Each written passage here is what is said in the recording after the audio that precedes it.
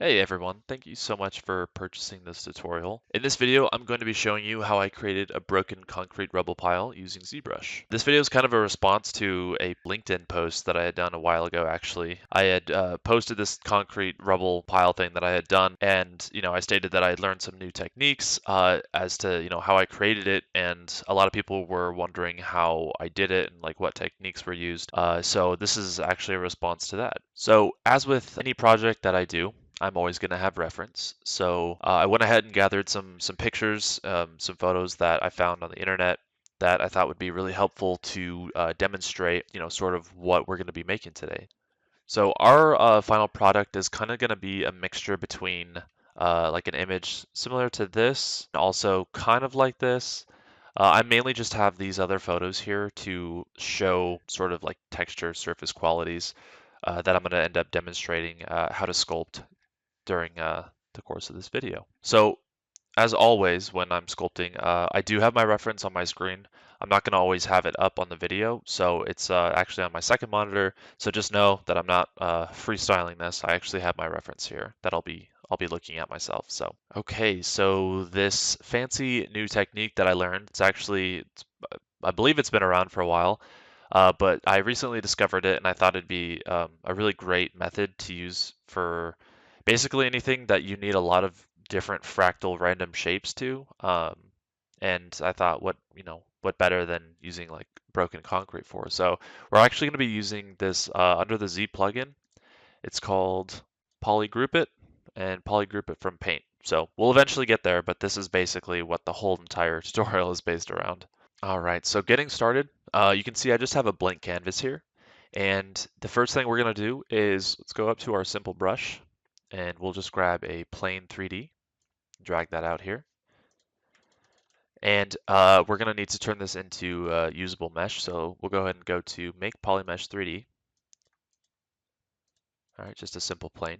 Next, what we're going to want to do is we're going to want to subdivide this up, and I found that using around 250,000 points is going to be enough. And we'll do that we'll go to our geometry tab. And I'm going to turn smooth off because I don't want the mesh to actually deform. And I'll just divide this a bunch, or you can hit Control D. So yeah, 263,000, that should be fine. And I'm going to go ahead and delete my lower subdivision. And next, what we're going to want to do, I like to use the standard brush for this because it's a simple brush. So standard. And I'm going to go ahead and turn off Z add. If any of these are turned on, just go ahead and turn those off. And we'll leave RGB on.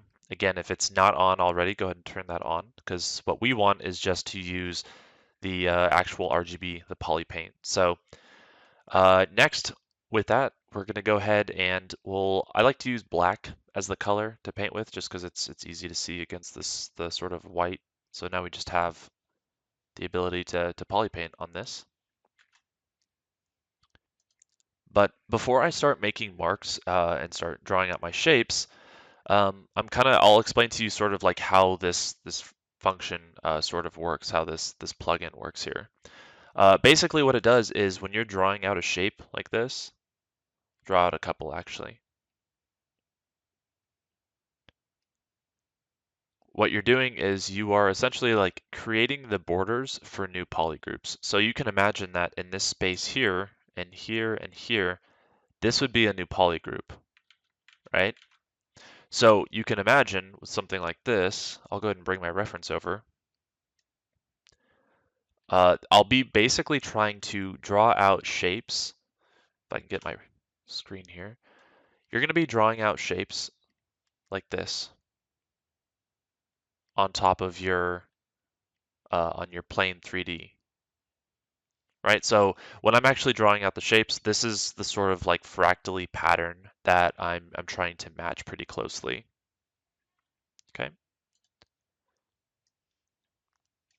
And then basically what the tool does is once you actually hit this polygroup from Paint, I can actually go ahead and I'll hit that now. So it doesn't look like anything's happened yet, but if you turn on your wireframe, you'll notice that I just created 3 new polygroups. And now both of these look like they're the same polygroup because they both look kind of yellow, but they are actually different. And I can know that by if I just hit Control Shift and Alt to select the group. You'll notice that I'm selecting this, and I can select this one separately. So essentially, that's what we're doing here, is just creating new polygroups. And as I go along, I'll explain to you, how we can extrude this out and turn this into actual usable geometry for us. So I'm going to go ahead and undo all of this. So again, I encourage you when you're doing this, just really look at these shapes, right? Look at how concrete cracks, when it gets weathered and aged and old, and it ends up just cracking like this. This is going to be what really sells, the believability of this. And even if you don't get the lines drawn, perfectly the way you want them, we can always go back in later and we can adjust the shapes, because really what we're just doing is we are just drawing the lines out. We're going to extrude them, and then we're just going to turn them into normal like subtools like you would normally see, right? So for this part of the video, since all I'm really doing is just drawing over, and actually I haven't tried this yet, but I suppose what you could do is you could use the see-through function. Let's actually give that a go here. You could use the see-through function, and actually I'm going to do this. I have not done this prior to this tutorial, so I actually discovered on the fly that this would be a good idea. So we'll go ahead and try this out. So I'm going to go ahead and size this up. Before, what I was doing was just kind of freehanding this, but this makes a lot more sense. See, even professionals learn something new all the time. So let's go ahead and draw this out. Now, since this is pretty straightforward for this part of the video, I'm going to go ahead and speed it up, and then I will go ahead and play it back at normal speed when I'm done with this.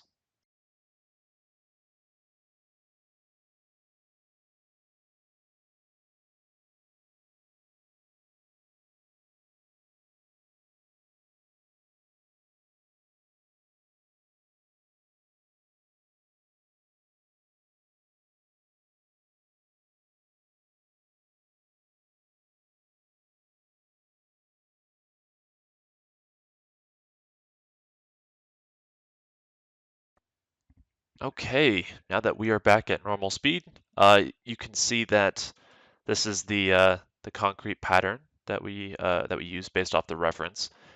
Um, all right, so now one thing that I wanted to point out when I was doing this that I forgot to mention earlier is that you do want to make sure that you're using a thickness, right, of this brush that it's obviously thick enough, because if it's too thin, if you start, doing stuff like this, you do risk the chance of it not being able to calculate the group when you run the polygroup it from Paint.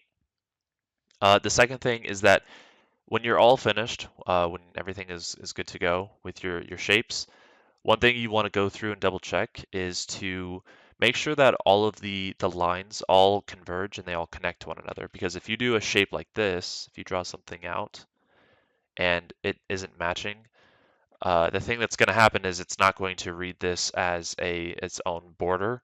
So it's just going to look at this shape right here and polygroup this entire big shape. So just make sure of that. Make sure that everything's connected by just going over it again. Like actually something like up here, we can see, but I actually doubt that this is going to get grouped because it's so small. So I'll probably just not worry about that. Just pretend like that didn't happen. Just like that.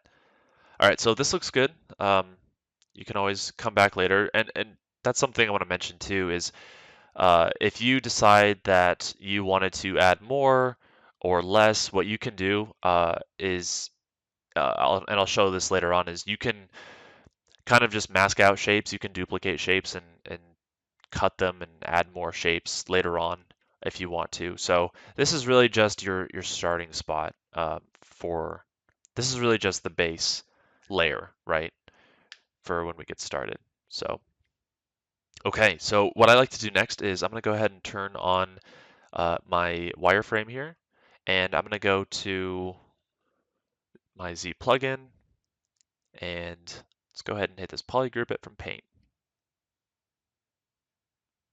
Awesome, this is exactly what I wanted to see.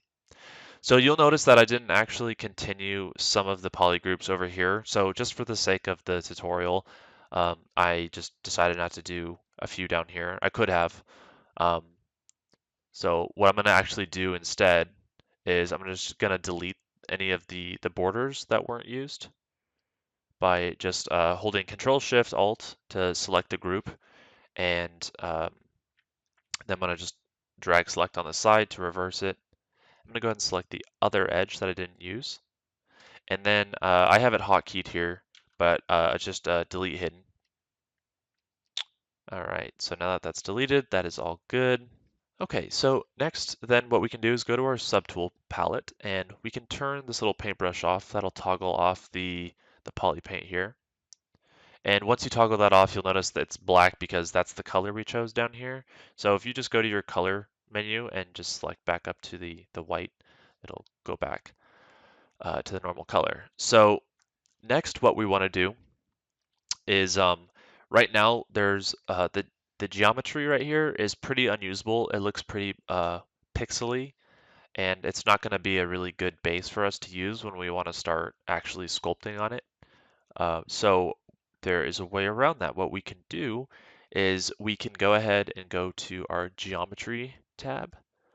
We'll go to our Z-remesher, and I'm going to go ahead and hit keep groups. This will preserve our groups that we made, which is what we want. Okay, so next I'm going to go ahead and just leave this target poly count to 5. You can adjust this to whatever your needs are, but I found that the default's probably going to be okay. So with that, I'm going to go ahead and hit Z remesh. Okay, so this is the result of what the Z remesh did. So we can just kind of go like back and forth here to see. So for the most part, it did preserve our shapes, and I found that this actually helps to redefine uh, the edges, and it makes them actually better than they were before, because before sometimes they can get a little curved and rounded, which sometimes you would want that, but I found that for the most part, for the concrete that we want, if I just pull it up here, you don't get, I guess you do get some rounded shapes in here, so it's not the end of the world, and you can always sculpt them to be rounder, but I typically like a really like hard-edged line, um, that, personally. But some of these shapes definitely do get rounded. Also, you'll notice that if I toggle back and forth, it actually created some new poly groups that we probably don't want here. I'm only noticing about one of them, this little orange guy right here. So to get rid of that, what I'm going to do is go ahead and hit Control Shift and Alt, and I'm going to select this poly group here, and then I'm going to go ahead and drag select with holding those buttons, and I'm going to go drag select. I'm going to go ahead and select this sort of stray poly, and then I'm going to go ahead and drag select again. And with this just on the screen, what I'll do is I have this hotkeyed again. I'm going to go to group visible. This will make everything the same poly group. And you can go ahead and do that for any sort of stray poly groups that it created, just in case. Now, with this part as well, this is where you can kind of come in, and with the move tool, you can adjust the shapes of these. I would just say that if you're going to do that, be really careful not to actually pull the mesh out this way, right? We're going to really want to try and just keep everything flat on the canvas and just really just push and pull, the shapes like this. And you can smooth out too if you want to. That's totally okay. Um, I am noticing here that this created a really wonky looking polygon. So I'm actually just going to go ahead and smooth some of that out. And again, a lot of this stuff will be able to, you'll be able to adjust it once we start to turn this into actual geometry. So don't worry too much about that right now. All right, so moving right along, next what we're going to want to do is we're going to want to split all of these up right now. So we can do that by going to subtool, group split. Actually, I guess it would be under subtool, split, group split. Okay, so what we just did is we took all of these and we split them into their own subtools. Because before they were basically merged together, their points were all welded together, which we didn't want. Because when it comes time to extruding, it's going to basically just extrude this entire shape as one piece instead of keeping each individual group extruded, if that makes sense. So now that it's all of the subtools are all split into their own subtools, we actually want to go ahead and merge these all together. Now, not actually welding them, but just kind of merging the subtools into one subtool. So to do that, what I'm going to go ahead and do is I'm going to go into our subtool here, subtool menu, and go to merge, and I'm going to do a merge visible. So anything that is on the canvas, it's going to merge into one subtool. So I'll do that. You can see that when I did that, it created a separate new subtool up here. So I'm going to go ahead and click on this. So now you can see that everything is all in one subtool here, which is great. That's what we want. All right, so next what we're going to want to do is go ahead and open up ZModeler. So to do that, I'm just going to hit the hotkey of B, Z, M. So you notice that I have that selected up here. So what I'll do is I'm going to go ahead and go to one of these. It could be any kind of triangle or quad. Hover over one of them, and I'm going to hit space. I'm going to make sure that my polygon actions is set to extrude, and the target is set to all polygons. All right, so once we have that, go ahead and hover over a quad again, and just go ahead and click and drag out. And you can, click and drag to whatever thickness you want. For our purposes here, I'll probably just drag it out maybe something like this here. Okay, so you'll notice that everything basically looks like it's all one subtool again, just because it made the poly group all of this sort of pinkish red color. But don't worry, that's just because it's just all got extruded out together as a single subtool. But if you look really closely, you can see that you can kind of see the borders to each of the actual like poly groups. So to actually fix this, we'll go ahead and go to our poly groups. And the first button here, we're going to go ahead and hit auto groups. So just like that. So now what we have instead of just a flat plane is we have an extruded thickness for each of our poly groups here, which is exactly what we want. So keep in mind that this entire method, you can do this with any shape. It's got a lot of uses for it besides just doing cracked concrete here. So any shape that you can imagine that would be useful for doing something like this. I found this really useful just because, I don't want to spend a lot of time in Maya trying to, draw out all of my edges. This way, this just gives me a really quick way to get these fractal sort of patterns here, which is really useful. Okay, so this next step is going to be pretty important here. It's going to save you a lot of time, so I recommend you not skip this part. Obviously, this geometry is kind of janky, and we're going to want to have a much higher topology to work with when we start actually sculpting the pieces. So to do that, we're going to use Dynamesh. And if you go to your Geometry tab, to Dynamesh, we're going to go ahead and hit this Groups button. Now the Groups button is really useful. It does exactly what the ZBrush for Groups does. It basically just says anything that is its own group, don't actually Dynamesh those two things together, keep them separate. And you can go ahead and set your resolution to whatever you see fit for the mesh. Let's just go ahead and I'll leave it at 128. I'm going to hit project. This is going to project the actual shape of all of this. And I'm going to go ahead and hit Dynamesh. So I think that probably did a pretty good job. So you can see that the total number of points is 135,000, which will probably not be enough to actually get the desired resolution that we want when we start sculpting. And I don't actually like what projected, because what projected is it added extra points around the edges to ensure that it kept those hard edges. This can be useful, but I find that's pretty distracting, especially when you start sculpting. You'll notice that when you're sculpting, it'll just kind of look wonky and weird, and it's hard to control when you have shapes like this. So I'm going to go ahead and I'm going to undo that. I'm going to turn project off, groups back on, and I'm just going to turn the resolution up a little bit. Okay, so that's actually probably something that we can work with here. That's not too bad. Now, what I want to do right before I split all of this up into its own subtools is I'm going to go ahead and just divide again. I'm going to subdivide these. The reason I'm going to do this now is because, as you can see, all of this is 42 different subtools. So by doing this now, it prevents us from having to go in and subdivide again on each individual piece. And believe me, you don't want to do that. That takes a long time and it's really annoying. So we'll go ahead and subdivide a couple of times. So now you can see all of this is 17.5 million, which is plenty for us to get started on. Okay, so now we're just going to go ahead and do our group splits. And we're going to do that by going to our subtool menu. And we're going to go to split and groups split.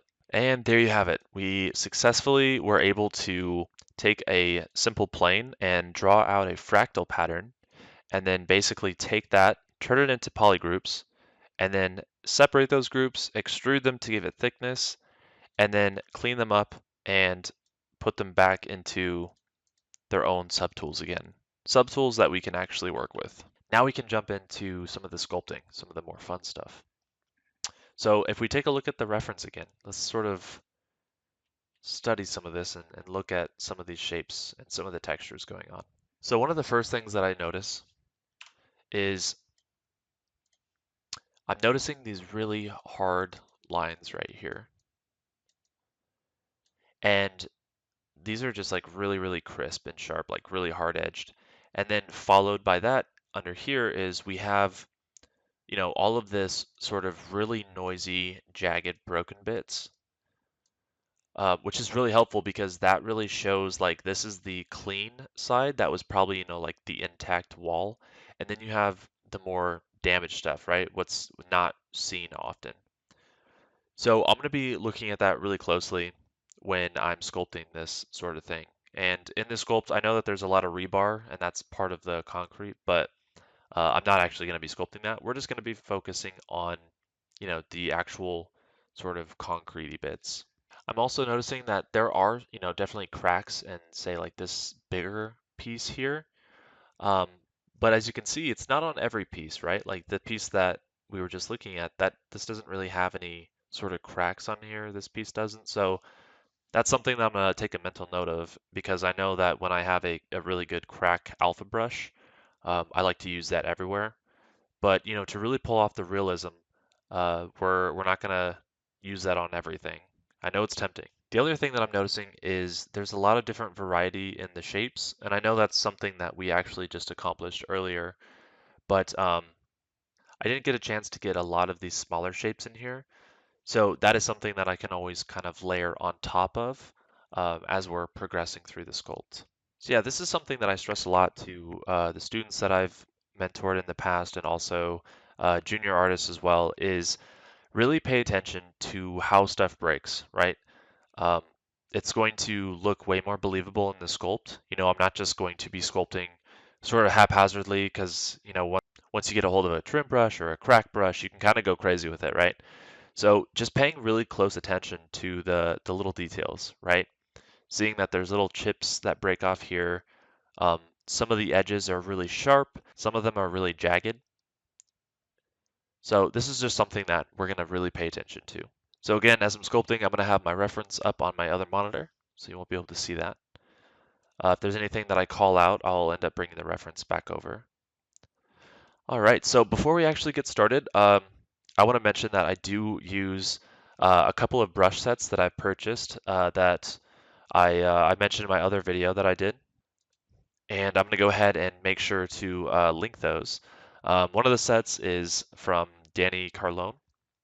It's really great. He has got a lot of really great sort of like rock and cliff brushes I highly recommend you use. The other brush pack is from Daniel Castillo, and his are really great too. He's got some awesome rock and crack brushes, and I highly, highly recommend that you get them and use them. It's going to take your work to the next level. So, and also, I know that there's a lot of crack brushes out on the internet. As you can see, I've got lots of them. I don't actually know where I got all these, but if you just simply Googled, crack brush, ZBrush on Google, you can probably get a lot of free ones. There's a lot out there. You can go onto the ArtStation Marketplace. There's tons of those. Um, so mainly what I'm going to be focusing on, I know a lot of people like to know, what brushes you're using, but for the most part, I'll just be focusing on how to achieve the result, and try not to use too many different brushes because you don't really need too many. I'm also not going to do a live sculpt of all of these because I think that would just take too long and it would probably be pretty boring to watch. So I will probably end up doing a couple of these and I'll explain my process and how to sculpt this stuff. But once those are done, I'll continue to sculpt, but I'm going to speed the video up. That way you can kind of see this still being done, and then we'll just move on from there. All right, so the first thing that I'm going to go ahead and start to do is I'm going to start breaking up the silhouette of this very flat extruded piece here. So I'm going to go ahead and just take all these pieces will probably be touched, but I'm going to take this one. I'm going to go ahead and use my move tool, and I'm going to just go ahead and start to play with the tilts on all of these. So with this, I am just going to go ahead and kind of just tilt all of them in different directions to give them an interesting looking result.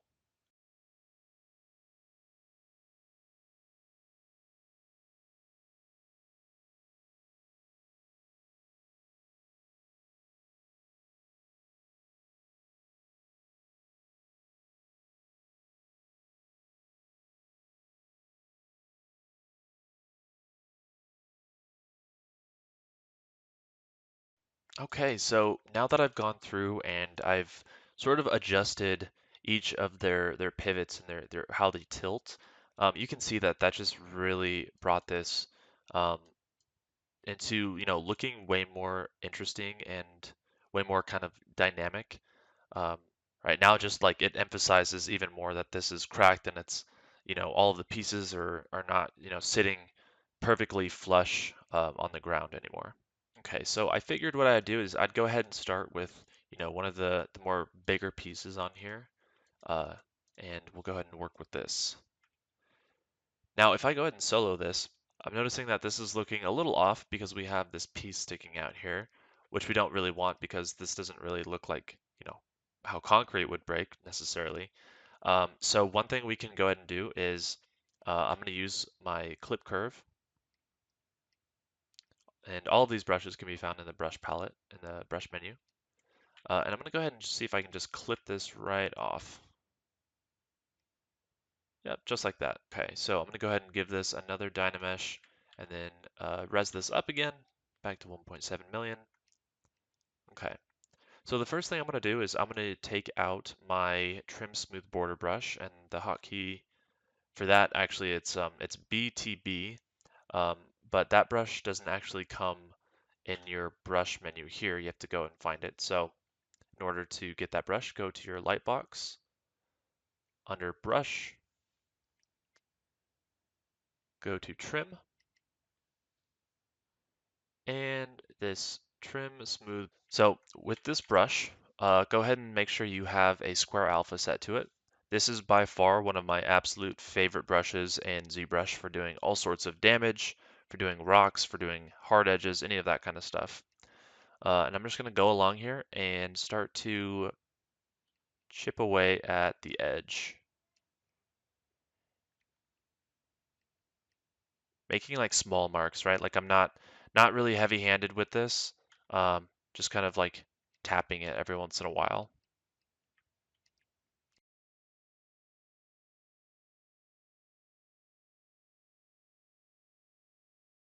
Now, if you remember back in our reference here, we looked at how like harsh and crisp these edges can be right here. So in order to kind of achieve this sort of like broken-y concrete look right here, what you can do is once you've sculpted, on top of the mesh like this a little bit, and I'm actually finding that what I might want is a little bit more, like I'll cut into the mesh a little bit more, give it just kind of like a destroyed feel to it.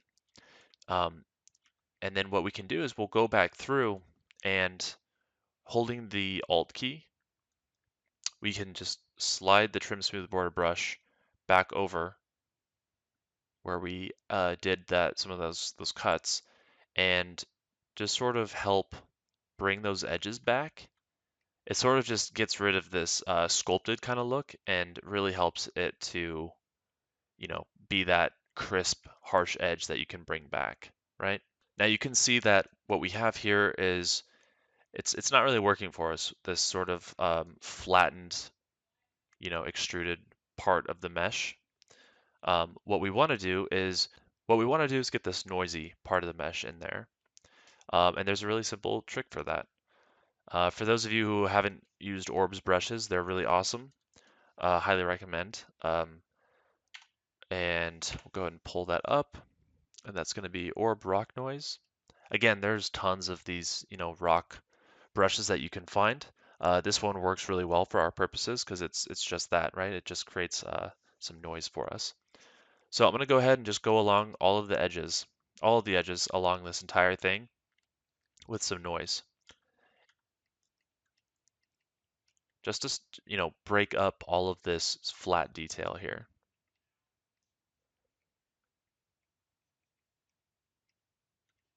I'm not going to worry too much about this edge right here yet, or I guess the corner.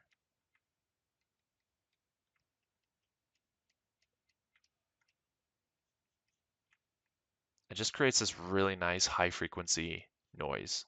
It's just like it's really great.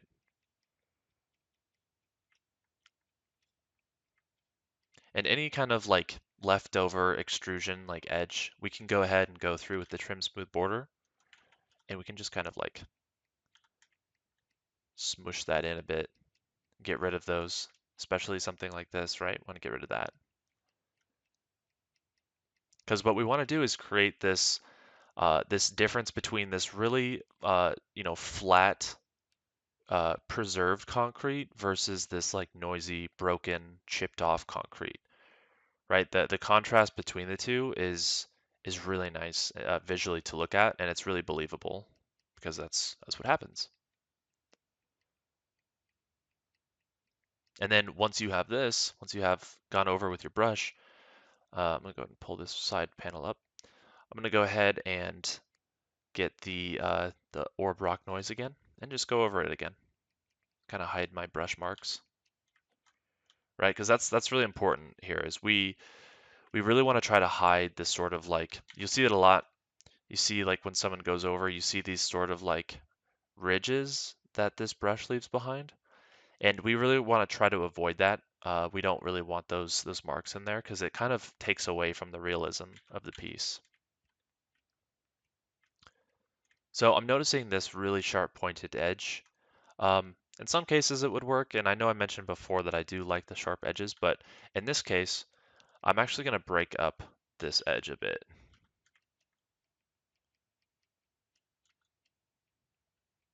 Sculpt right on the edge of that. Doesn't have to be a lot, but just a little bit, right? Because I'm looking overall at the silhouette. It's not too bad. It's got some more work, but so far it looks pretty good, the silhouette of it. And I'm gonna go ahead and I'm gonna break up, since I know that this is the space that I ran out when I was doing the tracing. I'm gonna go ahead and just redefine this silhouette here. Maybe I'll just take my move brush here and maybe just move up some of the topology just to break up the straight line, right?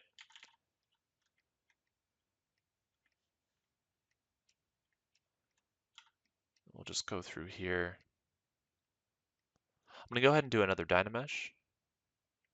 That's actually probably too low. Let's go ahead and raise this up a bit. That should work for our purposes. Because what we'll end up having to do is just go over this again. Now the other brush I want to introduce, I do love the trim smooth border, but the other brush is called the Mallet Fast. Again, it doesn't come preloaded in the brush palette, so we'll just go to Lightbox, go back to Brush, and we're going to go over and look for M for Mallet, which is right here, and Mallet Fast. Now, I don't think by default, if it doesn't come with a square alpha, go ahead and just put a square alpha on here. And the reason I really like this brush is because it really just gets in there and just starts to, break apart any sort of planar, edges that you have. So it can just be really, really useful. So I'm just going to go through and just sort of crank away at these edges here, kind of break them apart a little bit. What I'm going for is, something like this, right? Where the concrete, the flat concrete part kind of stops here, and then you get this sort of like shaved off bit where it's like still hanging on.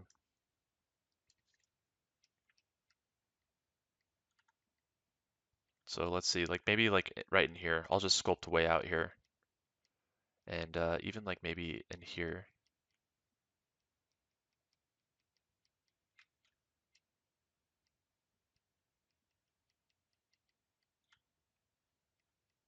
Right, not too bad.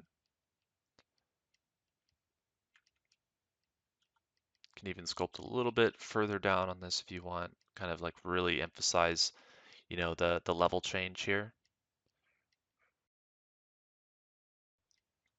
Okay, let's go ahead and Dynamesh again. So what I'm going to do next is I'm going to actually take the orb brush, the rock noise, and I'm just going to kind of go over again, right? Just kind of tap down a little bit over this area. Don't worry about, you're not going to mess this edge up because we'll go over it again. So I'll just go over this a little bit more.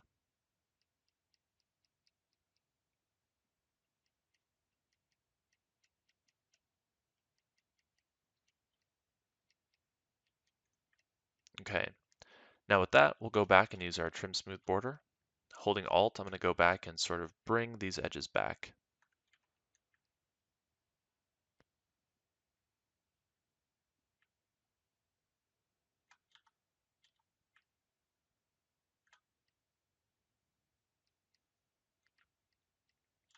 You'll notice I'm getting these extra lines on the side because I actually went and rotated the mesh, which, it can be a little bit annoying, but I think that you can always just go back in and sculpt some of this back out. So just like this, right? Bringing those hard edges back here, helping with that transition that this is, definitely broken. Right, something like that. So you can always use the flatten brush if you want to go over some of these edges here. The sort of artifacts that the trim smooth border brush left over. Just like that. And don't worry too much because, we will end up going over this flattened part with some, micro detail. So a lot of this stuff, honestly, is just kind of welcoming to have these imperfections sitting here. They're just kind of like happy accidents. So this is looking really nice. I think that what we might do is just kind of slowly go over again some of this stuff. Now, I mentioned earlier about using some of the Danny Carlone's brushes, and so I'm going to go ahead and do just that. So what I'll do is I'm going to go ahead and go to where I have those under my brush palette, go to Danny C, damage, and any one of these, honestly, these are great. Probably won't use the brick one because we're, doing concrete, but we'll go ahead and use, let's go ahead and use this one. Now, the reason I really like these is because it's just like, gives you this sort of same result without having to go back through and like sharpen things up and make them crisp like what we just did. So I'm going to be kind of selective here. I'm going to go through and just kind of drag and drop this down. So you can see how it just gives us this like really nice sort of damaged concrete, you know, looking at this, the silhouette just gives it, it's really nice. So I'm going to go ahead and just lay some of this down again.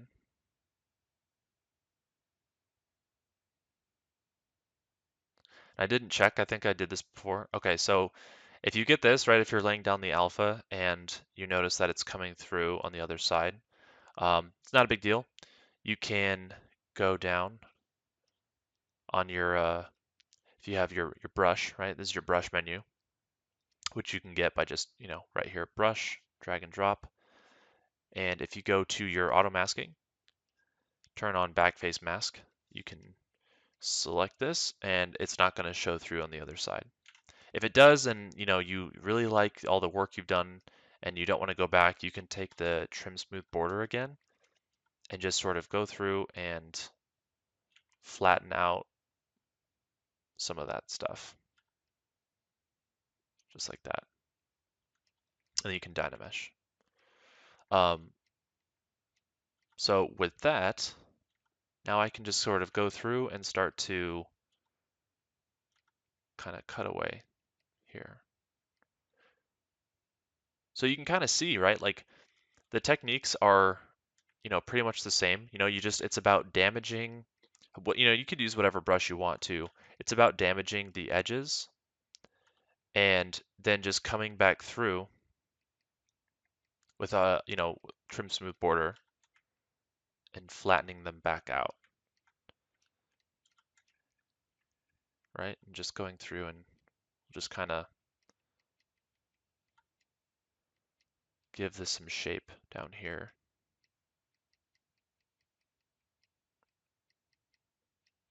You know, something a little bit, you know, like this.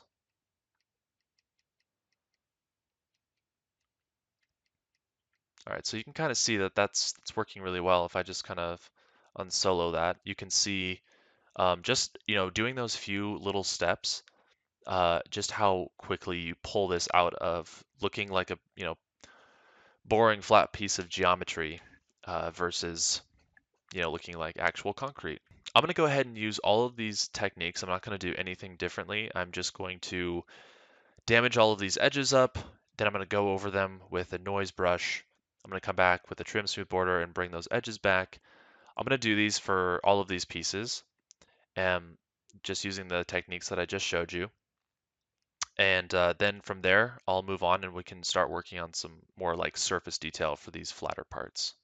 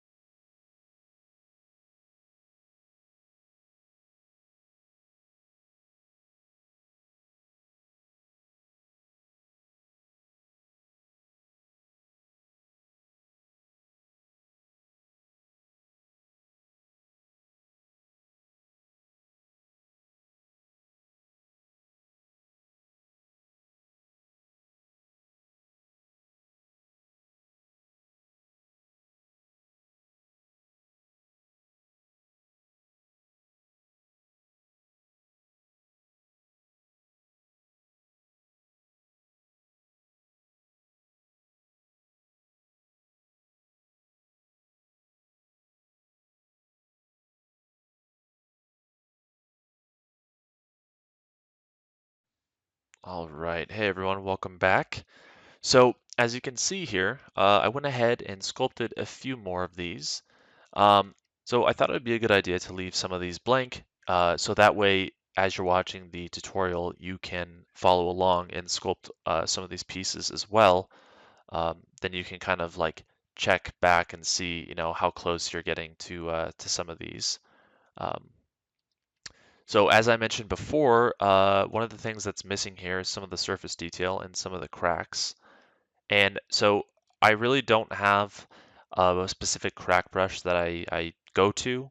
I use a lot of them just depending on what's going to look the best, what's going to give me the best result. So one place I will start though is, let's just go ahead and open up my brush here, and I'll probably choose something like this right off the bat, just because it's got a lot of different cracks going on in there. And one of the reasons why I like to use a brush like this is because it can take a single subtool, and as I drag it down,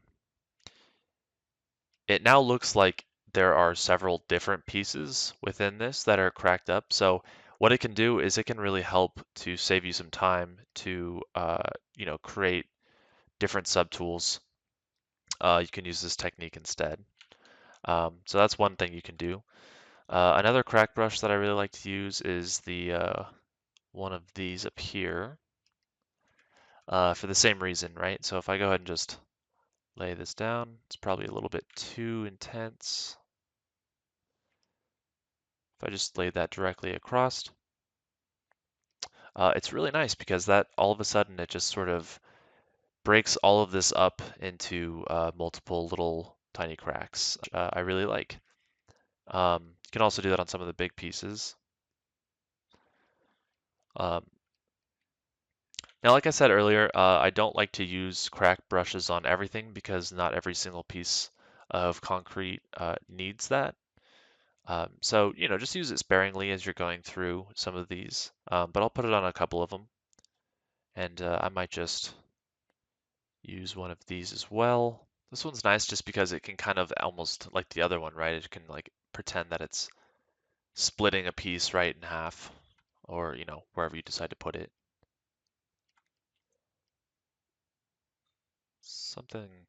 Something like that, right? Kind of works. And I'll do just maybe one more. Maybe I'll do like I could just do one like maybe right down the middle, or like 2/3 of the mesh. So that kind of works. And this crack, I'm realizing like it's pretty wide. So again, just like how we ended up, you know, coming back in just like this and fixing some of the edges, we can do that with the cracks as well by just simply coming in and holding Alt, just going right over the top of it. And we can start to close the gap a little bit more. You could also use the pinch brush too.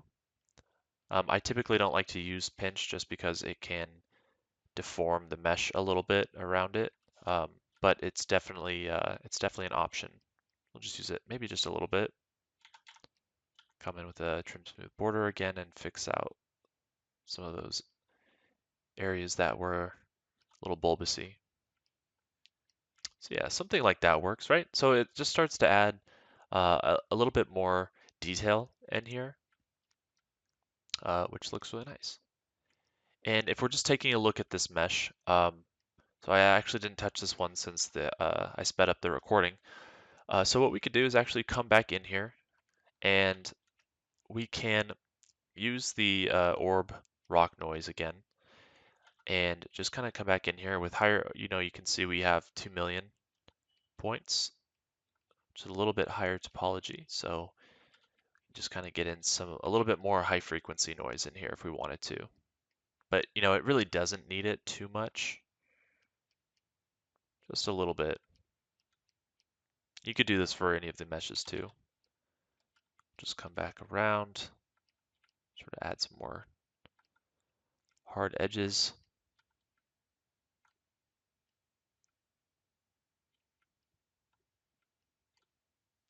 Just like this.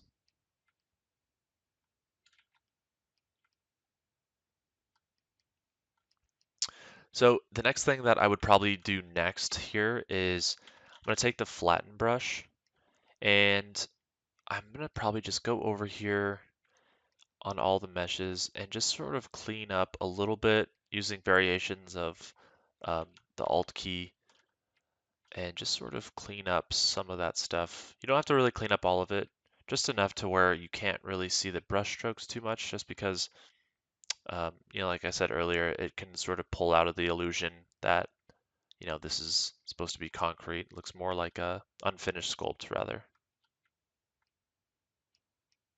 So yeah, just enough. If you make any sort of like dents in it, don't worry, just take that trim smooth border brush, fix it right up. This brush really is amazing. So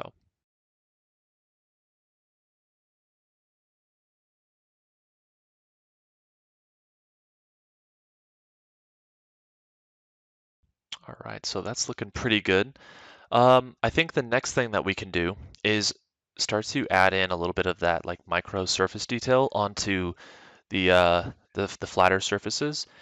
Now with this, we want to keep in mind that we don't want to go really heavy-handed with detail because we really want to try to keep this as smooth looking as possible. And if you start to add a lot of noise, what that does is it breaks up the contrast between this flat surface and the noisy broken surface.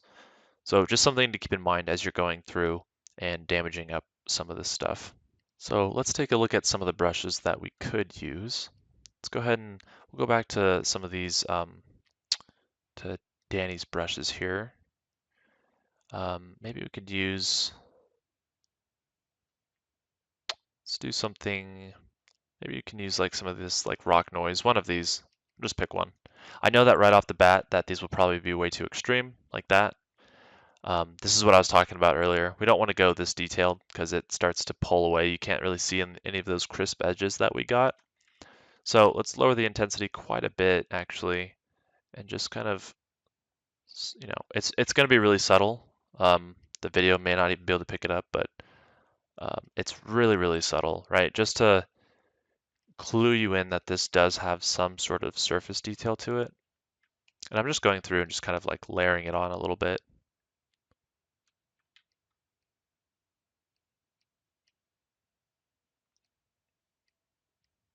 Really subtle though.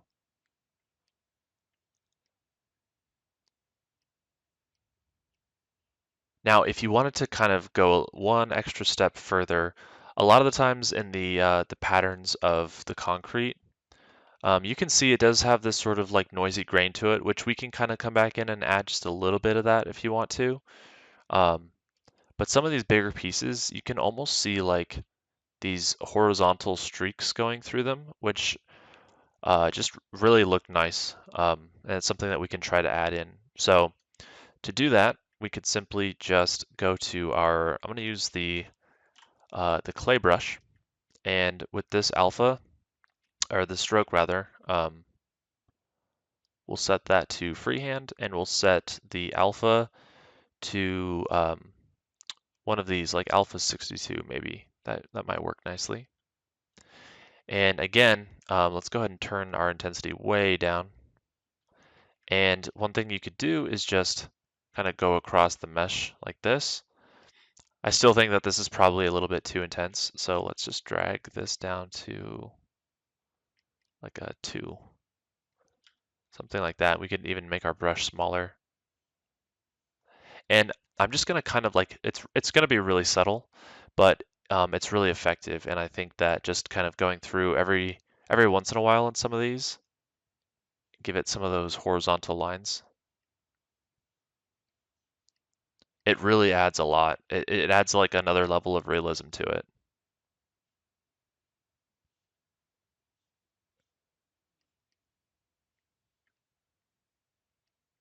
I mean, it's subtle enough, but like when the light catches it, I mean, you can really see that.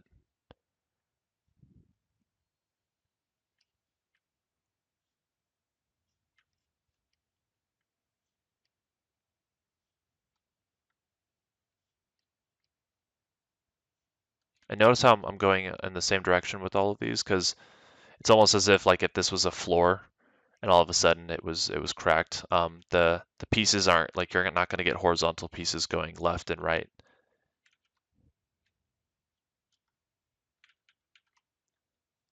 Something like that. Okay, and the last thing that I want to show you is how to get like those smaller pieces. Now, obviously, I did mention before that you could take these pieces and you could duplicate them and shrink them down and put them in the cracks and the crevices of all of these, which is a really smart idea for our purposes. And what I did before was it was actually really simple because I like doing the most lazy thing, but also the most effective thing. And what I did was I used one of Orb's brushes that he has, and it is one of these Rubble brushes. And what I did was I just let's go ahead and I'll select this, the Orb Rubble 2, and I'm gonna go ahead and set this to drag dot. What that's gonna do is whatever size my brush is, it's going to drag um, one of the brushes down the same size, right? So if you get these small enough, what you can do is just sort of dot these down, and they kind of just look like, little rubble pieces, which again, it can be, really effective to use and just adds like that other level to these, little extra level of detail.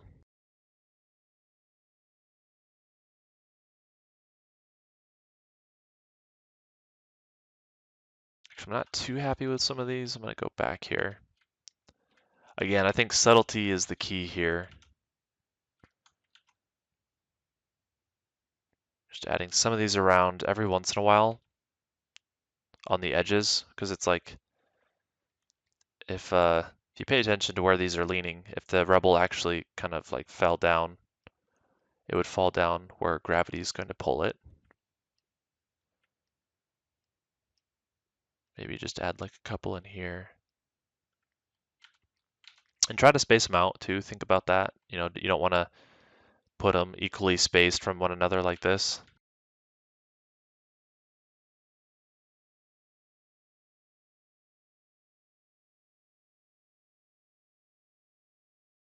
You can also do the reverse too. You can hold Alt and sort of give it some like little divots if you want to. Now I don't like these, and obviously if you come back, you don't want to undo some of the work you liked. So again, trim smooth border. If you just kind of go over it, you can just sort of delete some of the stuff that you've done. Again, like there's so many different ways you could do this, right? But this is sort of like a cheap hack that you can do to sort of get some quick detail. Like if you wanted to test this to see like what this would look like besides before you would create like a nano mesh or an insert mesh.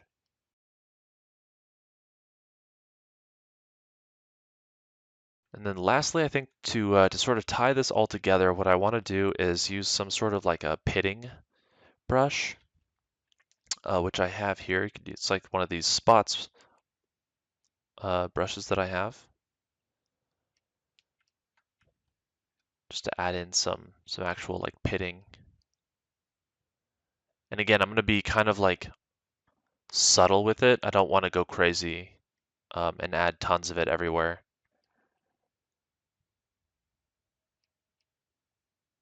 Maybe I'll use a different one. Maybe use something like this one's like really damaged, right? So maybe we just have more here. I'll lower the intensity.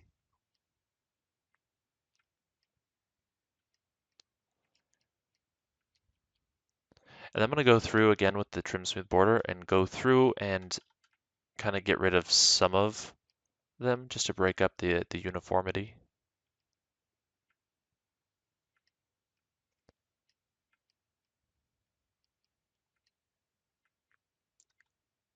I think that kind of works. All right, and lastly, I think the last thing that I can do to really tie this together is I am going to actually take that rock noise brush that we've been using. I'm going to turn the intensity way down, really, really, really far down. and just kind of go over the top of some of these, maybe a little bit more, just like really, really subtle, just to add some grain to it, right? Because you can see now, like, look at the difference between some of the surface tops that we've been working on and the ones that we haven't touched. You know, when the light hits it, you can really see the detail of it just start to pop out.